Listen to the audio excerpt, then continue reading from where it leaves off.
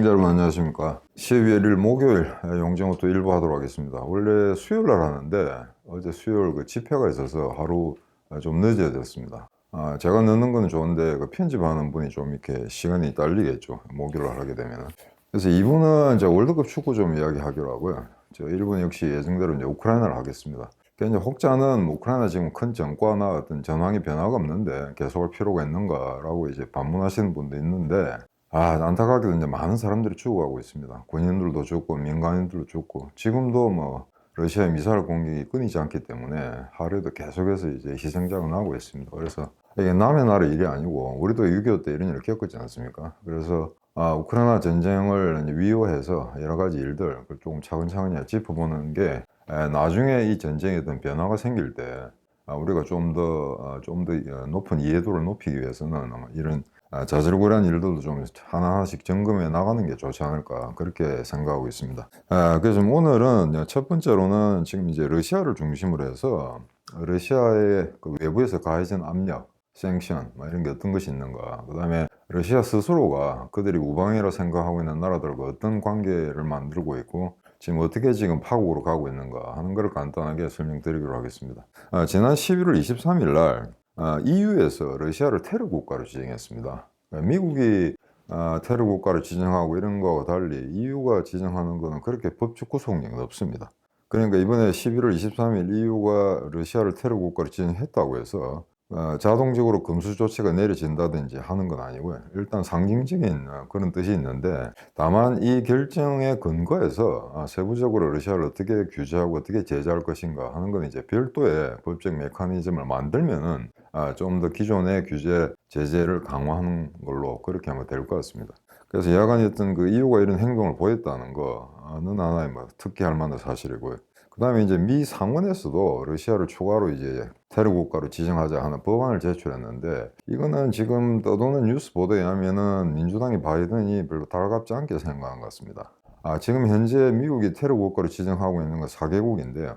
중국, 러시아는 빠져 있습니다. 그러니까 북한, 시리아, 쿠바, 그 다음에 이란 이렇게 씁니다. 그러니까 이 4개국 중에 월드컵에 갈 수 있는 나라는 이란밖에 없네요. 뭐 지금도 그렇고 앞으로도 그렇습니다. 이제 여기 이제 러시아를 추구하는 문제인데, 왜 그러면 바이든의 민주당이 이걸 반대를 할까? 반대할지 안 할지는 아직 확실치 않습니다만, 지금 뭐 대부분의 언론 매체들이 민주당이나 바이든은 별로 달갑지 않게 생각할 거다라는 식의 논평들을 내놓고 있습니다. 왜 그런 거 아니? 혹시 이런 이제 그런 압박 수위를 높이게 될 경우에 러시아가 핵무기를 쓰지 않을까, 이런 이제 우려가 된다는 거죠. 그래서 그런 우려를 불식시키기 위해서, 핵전쟁으로 번지지 않기 위해서는 우크라이나가 막 계속 지속적으로 러시아를 구타하는 건 좋으나 러시아가 핵무기를 만지작거릴 수 있는 별도의 구실을 주지 않겠다라는 게 미국의 입장이다, 이렇게 해석을 하고 있습니다. 그런데 이미 하이마스니 뭐 이제 다음 무기 공유하고 있지 않습니까? 그죠? 그리고 실제 지금 아마 미국과 나토 군사 고문단이 우크라이나 내에서 지금 활동하고 있는 거는 뭐 다들 알고 있는 사실이고요. 그래서 여기서 더 이상 뭘 더 겁을 먹어야 되는 건지, 어차피 지금 뭐 그런 뭐 위협이라든가 그런 미국의 간섭이라든가 이게 있고 없고를 떠나서 핵무기를 쓸 거냐 말 거냐 하는 거는 러시아의 푸틴이 결정할 일이지, 그게 이런 변수들, 어떤 그 주변적인 상황의 변화에 따라서 자동적으로 핵무기가 발사되고 하는 건 아니거든요. 철저히 푸틴이라는 사람의 개인의 의지의 문제이기 때문에 이런 거는 미국이 필요 이상으로 아마 조심스러운 행동을 취하는 게 아닌가, 저는 그렇게 보고 있습니다. 그리고 이제 요까지는 이제 지금 최근에 미국과 EU, 나토가 러시아에 대한 어떤 제재 내용이고요.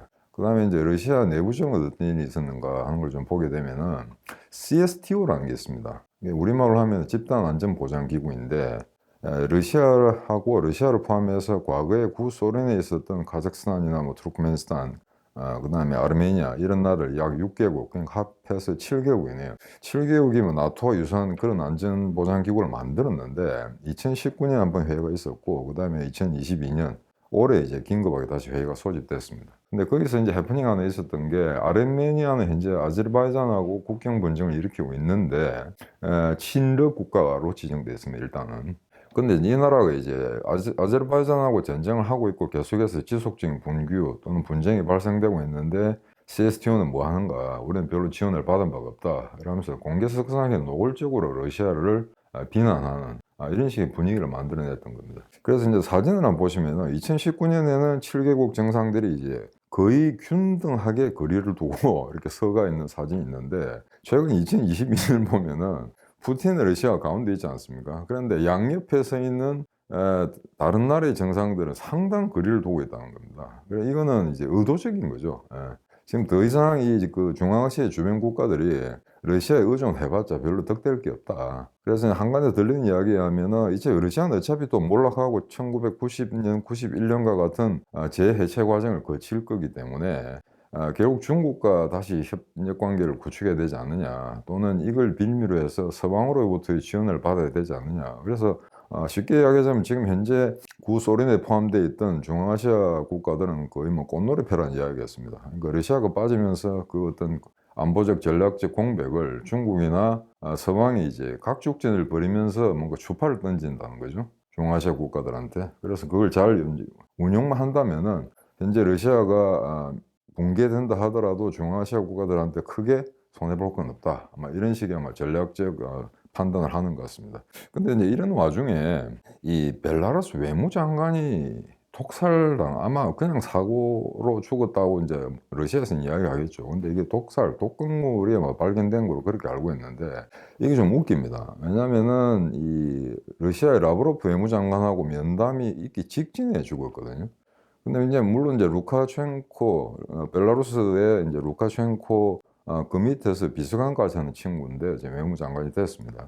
근데 이제 이 사람이 루카챈코라는 체제를 봐서는 철저히 아마 뼈 속부터를 칠러가지 않을까라고 생각했었는데, 그간의 어떤 행동이나 언행을 보면은 반드시 그런 것만 아니다. 그래서 이번 전쟁에는 그 발발 시점, 그다음에 발발 이유에 대해서 상당히 러시아에 대해서 비판적 입장을 견지하고 있었다라고 하는 그런 어떤 관측도 나오더라고 있습니다. 그런데 이 사람이 갑자기 죽었다, 이러다면 이제 독극물이다, 이러면 독극물 하면 러시아거든요. 그래서 이런 사태가 벌어지고 나니까 루카챈코가 어떤 일을 또 했냐면은, 자기가 데리고 있는 요리사라든가 뭐 정문사, 그다음에 뭐 비서 이런 걸 다 갈았다는 거죠. 그러니까 자기도 혹시 죽을지 모른다는.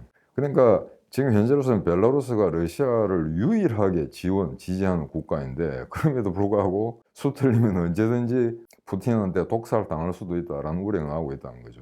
근데 하나 재밌는 건 러시아가 이 사건이 났는데 이건 우크라이나의 소행이다라고 이야기하지 않았다는 겁니다. 그러니까 루카챈코는 지금까지 뭐 러시아를 도운다 안 도운다, 뭐 지금 국경 자국 내에 러시아군을 주둔시키고는 있습니다만, 아마 그간에 푸틴은 계속 꼬드겼겠죠.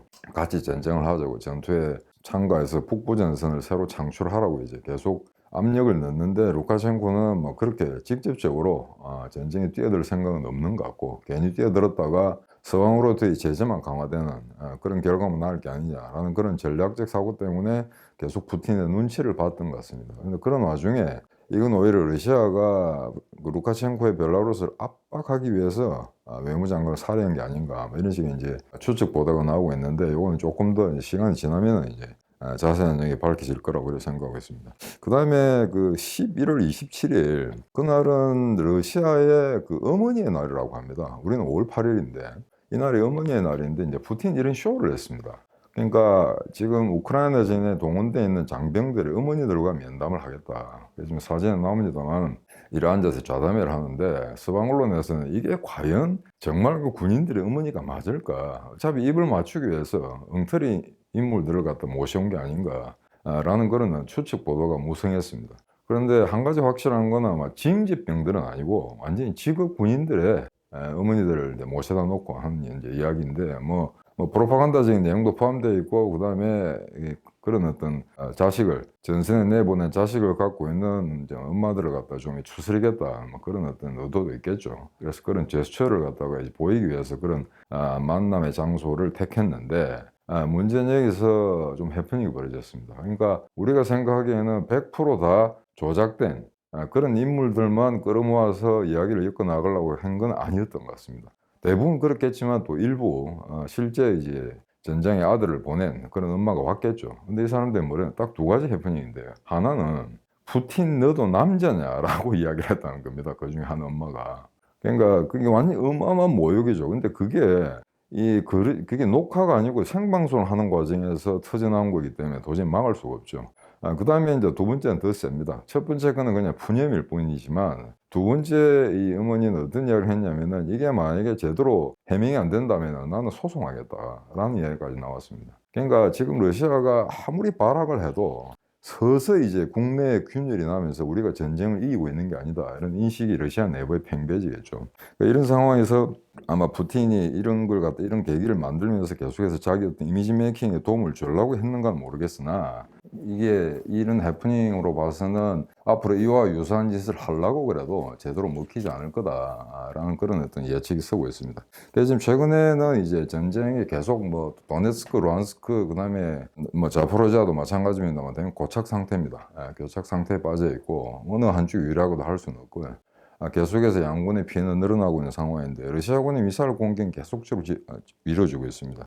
지금 근데 한 일주일 전에 통계입니다. 지금 일주일이 지났으니까 또 많이 달라졌을 거라 생각됩니다만 우크라이나 서방이 발표하는 바에 따르면은 이 전술 미사일, 러시아가 갖고 있는 전술 미사일이 총 2270기인데 그 중에 다 쓰고 이제 600여 기 정도밖에 남지 않았다. 요게 일주일 전에 통계이기 때문에 지금 그로부터 또 많이 빠져나가겠죠. 그래서 실질적으로 이제 그 우크라이나군 진지라든지 그다음에 주요 거점에 대해서 타격할 수 있는 미사일 양이 그렇게 많이 남지 않았다라는 이야기가 나돌고 있습니다.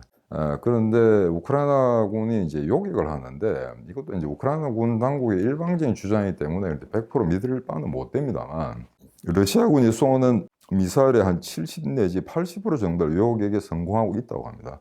그래서 최근에 이제 서방제 무기들이 이제 끊임없이 방공 시스템들이 이제 끊임없이 들어오기 때문에 막 그런 게 전혀 뭐 허튼 이야기는 아닌데 최근에 어떤 국면에서는 어떤 지역에 수십 발의 러시아제 미사일이 날라왔는데 단 한 발의 요격 미사일이 대응 사격을 못했다는 겁니다. 그러니까 이거는 어떻게 해석하면은 방공 시스템 그렇게 완벽하지가 않다. 그리고 실제 요격할 수 있는 대공 미사일 자체도 이제 우크라이나도 이제 상당히 부족한 게 아닌가 이런 추측이 서고 있습니다. 네, 그런 와중에 미국에서는 추가로 다시 방공 시스템에 국한해서만 약 한 4억 불 정도를 지원하겠다라고 이제 발표가 됐는데 실제 이 발표되고 난 다음에 방공 자산들이 어느 정도 신속하게 우크라이나 영내로 들어오는지 그건 아직 확인이 되고 있지 않습니다. 그래서 그게 만약에 도착한다면은 기존의 하이마스와 더불어서 러시아군의 진지, 그 다음에 병력 이동의 종대를 갖다가 때린다든지 아니면 병창 기지를 파괴한다든지 그런 식의 좀 더 많은 성과를 낼 수 있을지 않을까 그렇게 예측해 보고 있습니다. 그런데 여기서 이제 지금 전 전선의 교착 상태에 봉착하고 있는데 실질적으로 이제 겨울 동계 전쟁은 아직 시작되진 않았습니다. 이제 라스푸티차가 이제 다 끝난 시점에서 누가 그럼 대규모 공세로 나올 거냐. 저는 지난 시간에 분명히 우크라이나가 대공세로 나올 거라고 이제 예측한 바 있습니다만 구체적으로 어떻게 전개될지 좀 두고 보도록 하겠습니다. 근데 지금 이제 러시아군은 이제 병창의 문제인데 현재 러시아는 헤르손에서 철수하고 난 다음에 드네프르강 동안이라 해야 될까요? 남한이라고 해야 될까요? 이렇게 비스듬하게 됐으니까 또는 동안이든 남한이든 뉴스 매체에 따라 다르게 해석하고 있습니다만 그 드네프르 강으로부터 약 한 15km 내지 20km 떨어진 지점에 이제 병력을 주둔시키고 있는 것 같습니다. 야포 진지라든가. 조금 강에 바로 붙어 있지는 않는 거죠. 그래서 혹여 우크라이나군이 상륙하게 되면은 거기서 무슨 노르망디 상륙작전처럼 뭐 대규모의 어떤 접전이 벌어지지 않을까라고 예상했었는데 일단 드네프르 강에서 상당 부분 뒤로 물러선 것 같습니다. 러시아군이. 그래서 그쪽에 뭐 지금 뭐 1차, 2차, 3차 저지선까지 구축 중이라고 하는데 어느 정도 견고한지는 좀 더 지켜봐야 될 것 같습니다. 근데 이게 이제 그 헤르손 대교, 크림 대교죠. 크림 대교가 이제 오래전에 이제 폭파되고 나니까 그게 지금 복구하는데 상당한 시간이 걸리고 그래서 지금 현재 러시아가 유일하게 의존할 수 있는 병창로라는 거는 루안스크, 도네스크는 러시아에 붙어 있지 않습니까? 그래서 동쪽에서 마리우폴을 거쳐서 멜리토프로 연결되는 그 일직선상이 이게 유일한 통로가 되고 있다는 거죠. 과거에는 크림 대교를 거쳐서 크림 반도에서 이제 북상하는 보급로가 하나 있었는데 이걸 이용할 수 없기 때문에 그쪽에 지금 모든 병참을 의존하고 있다. 뭐 이런 식의 분석이 이제 여러 가지 매체에서 나오고 있기 때문에 이건 아마 타당한 이야기 같습니다. 자, 그러면 이제 우크라이나군이 어떻게 해야 될 것인가? 지금 헤르손 시는 탈환을 했고 헤르손 북쪽 구역에서 크림 반도로 이제 남진하는 문제는 이제 상당히 이제 이것도 추리가 굉장히 많이 될 겁니다. 그리고 지금 그런 대규모 기갑 공세를 할 수 있는 그런 여력이 아직 있느냐 하는 것도 아직 불투명하기 때문에 요거는 좀 놔두기로 하고 그럼 지금 현재 우크라이나군이 지금 빠르면 12월 중순 또는 말 아니면 1월 중순까지 남부 전선에서 확고한 승기를 잡겠다라고 이제 공언하지 않았습니까? 그러면 그 타격 지점이 어딜까 하는데 지금 이제 관심이 모아지고 있는데 그게 아마 자포로지아 지역인 것 같습니다. 그래서 제가 시간 있을 때마다 누누이 말씀드렸습니다만 동부의 돈바스 지역, 그 다음에 서쪽과 남쪽에 이제 헤르손 전구, 그 가운데 자포리지아가 위치하고 있는데 만약에 우크라이나군이 기갑 여단을 통해서 북에서 남으로 수직으로 내리꽂혀서 자포로지아를 갖다가 남북으로 관통해서 아조페로 진격해서 바다에만 닿을 수만 있다면은 그러면 러시아는 양분되게 되는 거죠. 그러면 이제 크림 반도로 진격하는데 상당히 유리한 조건이 형성될 겁니다. 그래서 지금 대부분의 군사 전문가들이 아마 자기가 우크라이나군 총사령관 같으면 난 자포리지아를 때리겠다라고 하는 사람들이 굉장히 많이 나오고 있습니다. 거의 열에 한 8 내지 9사람은 그렇게 이야기하고 있기 때문에 그렇다면 이렇게 일반적 군사적 어떤 그 섭리에 따라서 아마 다음 공세가 자포리지아에서 이루어진다라고 한다면은 러시아군도 거기에 분명히 아마 많은 병력을 집어넣겠죠. 하지만 지금 뭐 징집으로도 30만 했는데 그간에 5, 6만밖에 투입이 안 됐다. 아직도 한 25만이 남아있다라고 하는데 그것도 석연치가 않습니다. 과연 그 정도 훈련된 병력이 지금 대기 중인지 그것도 알 수가 없는 상태고요. 거의 뭐 이렇게 사기나 그 다음에 편제 자체가 완전 와해 상태에 나와 있는 상태이기 때문에 그거는 이제 러시아 측이 주장한 내용을 사실은 믿기는 힘든 그런 상황입니다. 그래서 만약에 우크라이나군이 그런 전략 기동을 택한다 그러면은 이게 아마 지금까지 동부전선에서의 어떤 일시적인 러시아군의 후퇴, 헤르손에서의 철퇴, 이거보다 더한 궁극적으로 전쟁의 전환점이 될지도 모르는 아마 대전투가 벌어질 것 같다라는 게 상당수 많은 전문가들의 이제 분석입니다. 그래서 이런 상태에서 지금 계속해서 미군의 이제 무기가 들어와 줘야 되는데 우리가 언론 매체를 통해서 뭐 미국이 도와줬다, 폴란드, 그 다음에 체코, 슬로바키아 이런 쪽에서 지원이 이루어지고 있고 그간에 미적거리는 독일에서도 뭐 상당량의 무기들이 들어오고 있다라는 이제 뉴스는 들리고 있습니다만 이렇게 복잡다기한 나토 회원 국가들의 무기 서로 다르죠, 그죠? 단지 포탄 정도만 155mm 포탄 정도만 호환해서 쓸 수 있는 정도인데 이 다양한 무기들을 짧은 기간 내에 우크라이나군이 숙달해서 러시아군과 교전할 수 있을까 하는 여러 가지 의문은 남습니다. 근데 그럼에도 불구하고 없는 것보다 나으니까 그런 이제 자산들은 들어오는 대로 빨리빨리 이제 훈련을 마쳐서 이제 실전에 운용을 해야 되는데 지금 나토 군 전문가들이나 미군 군사 고문단들이 말하는 바에 따르면은 생각보다도 우크라이나군이 상당히 이제 병사들이 숙련돼 있고 그 다음에 이런 새로운 신무기들을 갖다가 자신들의 몸에 맞게 새로 재편하고 재구성하고 다시 이제 전투에 투입시키는데 상당히 이제 노련한 그런 기술들을 갖다가 가지고 있다라고 이제 호의적으로 평가하는 것 같습니다. 그래서 지금 현재 국면에서는 사실은 무기 체계 중에 아마 게임 체인저로 이야기할 수 있는 게 하이마스 같은데요. 이제 하이마스라는 거는 뭐 군사 문제에 전혀 관심이 없는 사람들도 알 수 있을 정도로 유명한 무기가 됐습니다. 그래서 이 하이마스의 사정권한이 거의 다 들어가 있습니다. 지금 크림반도 일부하고 저 뭐 남쪽까지 세바스토폴까지는 못 가겠으나 일단 드네프르강 동안 남한으로 후퇴한 러시아군 진지 또는 병창기지를 타격하는 데는 충분한 사정거리를 확보했다. 그리고 지금 들린 이야기 하면 하이마스보다 더 강력한 3배 이상의 화력을 가진 무기 체계들이 속속 들어오고 있다는 뉴스가 나오고 있습니다. 그래서 그 무기들이 어떤 종류인지 하는 건 다음에 시간이 되면 알려드리기로 하고요. 그래서 이제 지금 이제 잠정적으로 이제 결론을 낼 때인데 제가 매 시간마다 여러분들 이해를 돕기 위해서 이게 이제 궁극의 결론은 아닙니다만 지금 현재 국면에서 그러니까 전쟁 2월 24일 날 발발하고 나서 한 9개월이 이제 훌쩍 넘었죠. 그래서 지금 시점에서 사태가 어떻게 진행되고 있고 앞으로 어떤 걸 예측할 수 있을까라는 걸 갖다가 좀 이렇게 알기 쉽도록 정리를 하도록 했습니다. 그래서 지금 연일 그 미사일 공격, 러시아군이 미사일 공격이 이제 뉴스 매체에 뜨고 있습니다만 역사적으로 봤을 때 미사일 공격이라든가 공습이라든가 야포의 이제 화포 사격만 가지고 전쟁을 이긴 적은 없습니다. 2차 대전에 예만 든다 하더라도 미군이 B-29를 가지고 일본의 수도 동경을 그렇게 폭격을 했음에도 불구하고 왜 초토화시켰죠. 그럼에도 불구하고 일본이 그것 때문에 항복하지는 않았거든요. 그러나 나치 독일이 런던을 공습한 것, 그 다음에 영미연합군 공군이 독일을 갖다가 2차 대전 그 말기에 계속해서 주요 도시들을 구타한 것, 그런 공습 가지고 전쟁을 이길 수는 없었습니다. 근데 지금 이제 문제가 지금 통계에 따르면 러시아 미사일이 이제 쏘았는데 그중에 97%가 민간 시설에 타격됐다는 겁니다. 민간 시설에 착탄을 했다. 그러니까 이 정확하게 우크라이나군 진지라든가 병창 기지 이런 걸 갖다가 부술 수가 없으니까 뭐 민간에다 그냥 무작위적으로 그냥 무대포로 그냥 쏴야 되는 뭐 이런 친구도 있습니다만 그중에는 군사 시설을 조준을 했는데 엉뚱하게 떨어진 것도 있을 수 있을 것이고 다만 민간인들을 갖다가 이제 공포에 몰아넣으면서 계속 이제 공습을 가하면은 우크라이나 시민들이 젤렌스키를 꼬드겨서 뭐 전쟁을 중단하다든지 러시아하고 합병을 하게 하지 않을까 뭐 그런 식의 막연한 기대를 하기 위해서 저런 형식의 어떤 그 공습을 하는 것이 아닌가라고 이야기를 합니다만 지금 현재까지의 어떤 우크라이나군 시민의 의식이라든가 그다음에 국민들의 어떤 대응태세로 봐가지고는 그런 거는 전혀 먹혀되지 않을 거다라고 보시는 게 좋을 것 같습니다. 아무튼 이 97%라는 거 이것도 100% 믿을 수는 없습니다만 여하간 러시아군이 의도적으로 민간 시설을 폭격하고 있다는 건 사실인 것 같습니다. 왜냐하면은 지금 2차 대전 때와 달라서 미사일은 굉장히 이제 정밀 유도 체계를 갖고 있거든요. 그래서 그 오폭에 의해서 학교나 민간 시설, 병원을 때렸다. 그게 한두 번이지. 수십 개의 학교와 유치원과 민간 시설, 아파트 이런 데를 갖다가 주민들이 살고 있는 데를 때렸다. 꼭 그렇게 믿을 수는 없거든요. 물론 혹자는 우크라이나 그런 민간 시설에 병력을 주둔시키고 이제 군 시설들을 놔뒀기 때문에 그렇게 할 수밖에 없다라고 하는데 그거는 어느 정도 러시아의 프로파간다지 실제 그렇게 배치되지는 않거든요.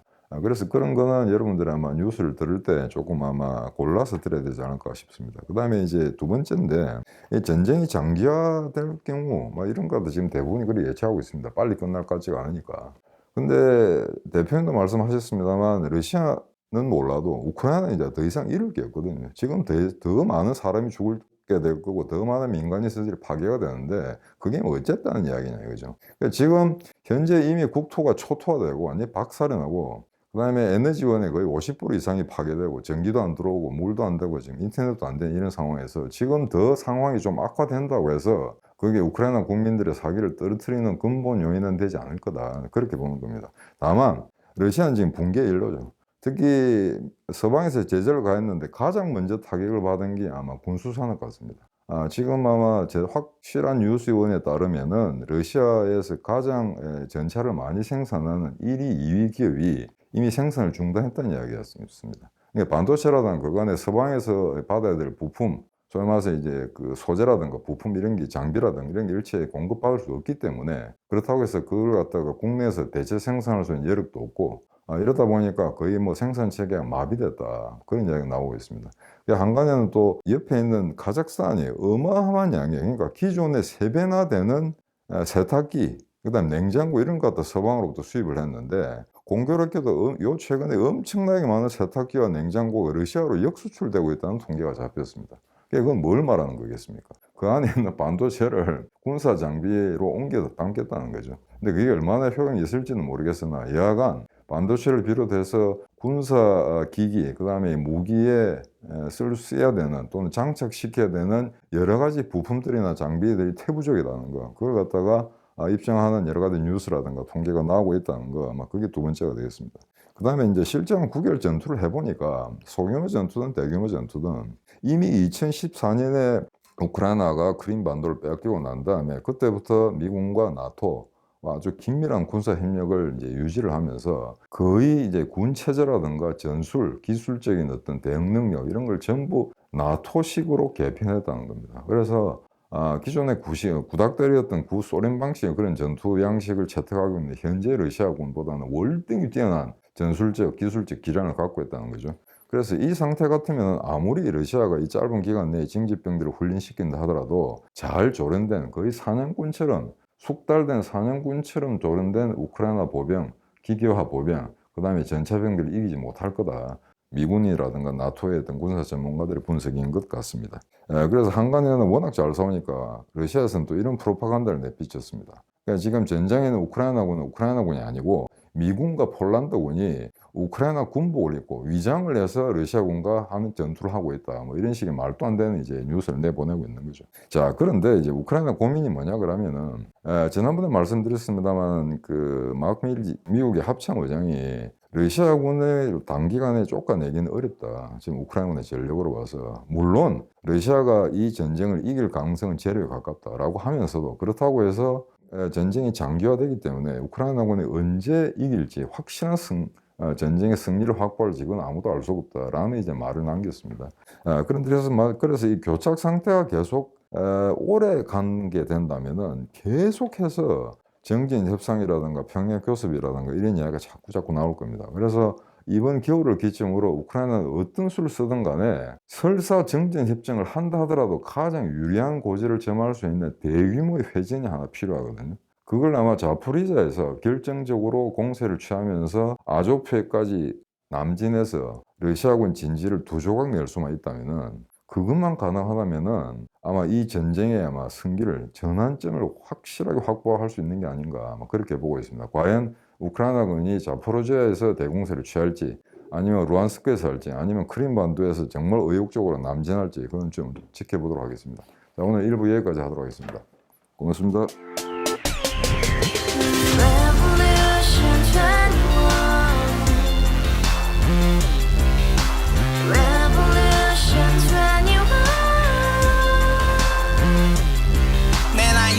월세 30 코인빚만 300 서울에 온 지 벌써 10년 아둥바둥 버텼지만 여전히 난 반지 하에 제왕 곰팡이 연문제약 내비랑 깡통망통 완전히 폭망 고시원 창문만큼 작아진 내 꿈 연애 결혼 내 집 모든 게 헛꿈 1년 전 떠난 여친 울면 말했지 같이 써봤자 평생 가본 게 꼬꼬꼬라지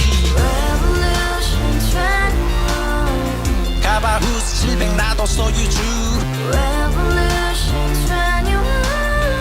가바후스 700 나의 소주 택시기사 우라부지 마트캐셔 울어문이 우리 집안 다 털어봤자 후줄들의 개선민 내 미래 거기서 팍 끝난 거지 팍 더 이상 노력 따윈 괴물이 스펙 찾아 쌈말리 비오는 날 알바 잘려 맨날 학원 날 개쳐 발려 밤비 내리는 양화대교 홀로 걷고 있을 때 현수막에 아로 새겨진 평당 700짜리 아파트 다같이 소리 질러 혁명 21